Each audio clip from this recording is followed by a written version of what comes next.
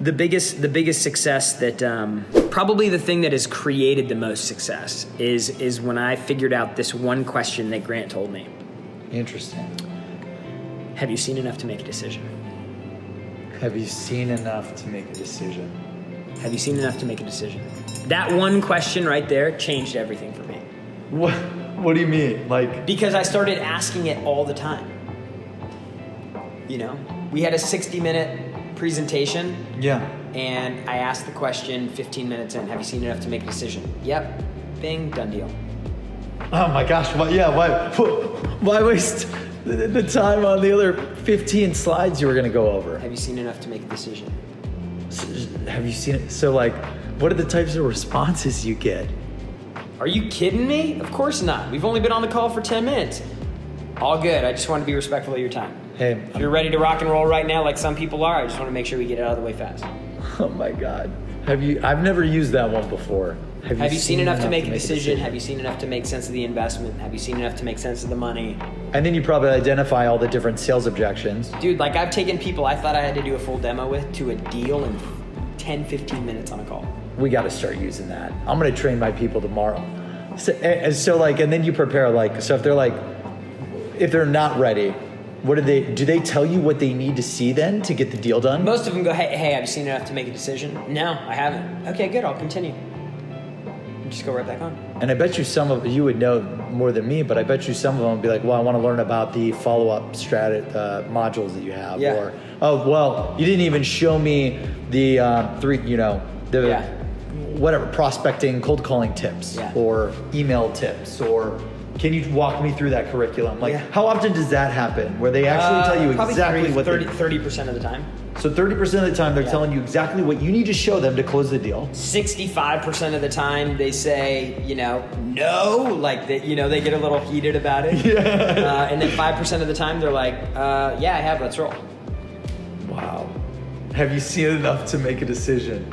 I bet you 99% of people aren't using that right now. It's magic.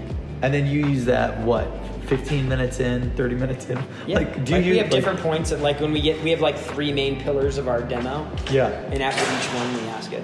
Wow. We tell them the price up front on everything so that you can ask that question. You have to give them price up front so that you can ask that question.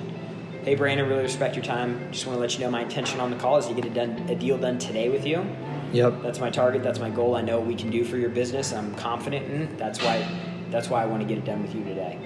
Before we do that, before we get started, out of respect for your time, I want to go over the pricing so that you know exactly what type of investment you're looking at today. Ping, ping, ping, ping, ping.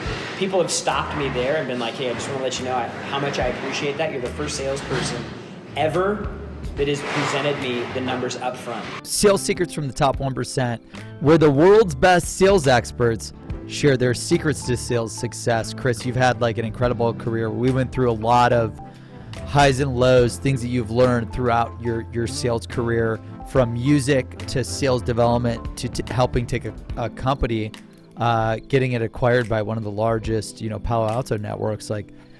If you had to go back in time to when you first started in sales and give yourself one secret, or if you had to hire someone and give them one secret to sales success, what is your secret for the chapter? My secret is do the job no one wants to do, right? Do the job that you want to do in the future. And then the last component would be to know that you're never going to know when you're going to be ready. Okay. And what do you mean by that? So if an SDR, I'll use a real life example, Patrick. Yes. First day. Yeah, you and Patrick are customers. Yeah, I know Patrick. That's awesome. On Patrick's first day, he said, when do you think I'm going to get to do my first demo? Dude, he'd been here for an hour.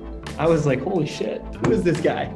Yeah, you're like, look, man, I haven't done a demo in 6 months, Right. I'm like, you'll just know. And he was like, what do you mean? He's like, there's no day, there's no month, there's no plan.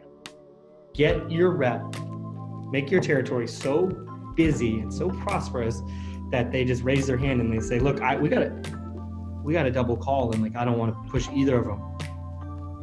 You'll know you're ready when you get to when it comes. You don't need to say all right, well, in new hire orientation, by day 30, you need to do your first demo. I mean, you should be able to, but just be ready when your number's called.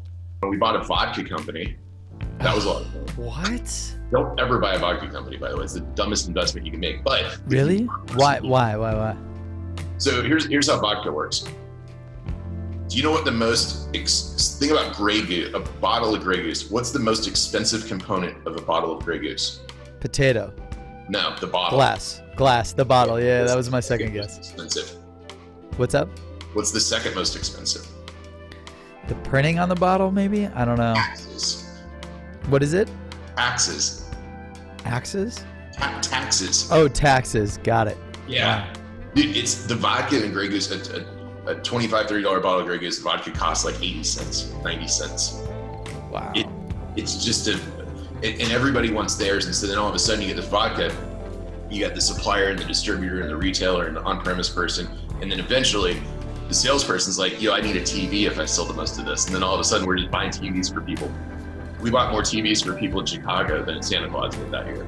You said TVs? Yeah, man. What? How did the TV relate to the vodka? Because you got to pay spiffs for the salespeople. Got it. So Damn. this was a good lesson in sales too. If you're going to have contract salespeople who have all these different types of products to sell, then you should probably make sure that they got enough money to go pay all the pipers. Pay the pipers. Pay the piper. You know what? How did you end up connected with Paychecks? I got sick and tired of it, and I wanted an 8 to 5. I opened up the newspaper and was looking at the job ads and found an ad for an admin position, entry level, $13 an hour. And I thought, well, I can do that. Let me go apply. And I was excited because the Paychecks office was 4 miles away from my house. It was a 7-minute drive. I'm like, well, this is exciting. Oh, that's awesome. Things.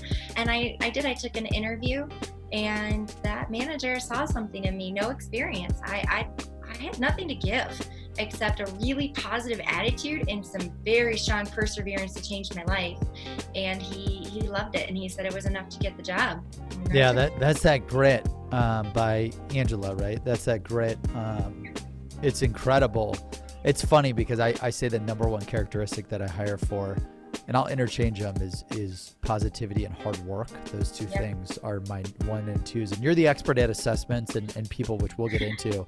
So I want to understand like that part. So he hires you on this grit, this positivity, this whatever it takes attitude, which I love. I've hired a lot of people just on those two factors alone because I can teach you everything. You don't need to be a sales expert. I'll teach you that.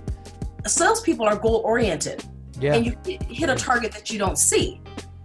So I said, well, if I hit this, I want to be paid this. And they said, okay. And then I learned to ask for more. Love it. And what do you mean by that? You learned to ask for more? Well, a closed mouth doesn't get fed, right?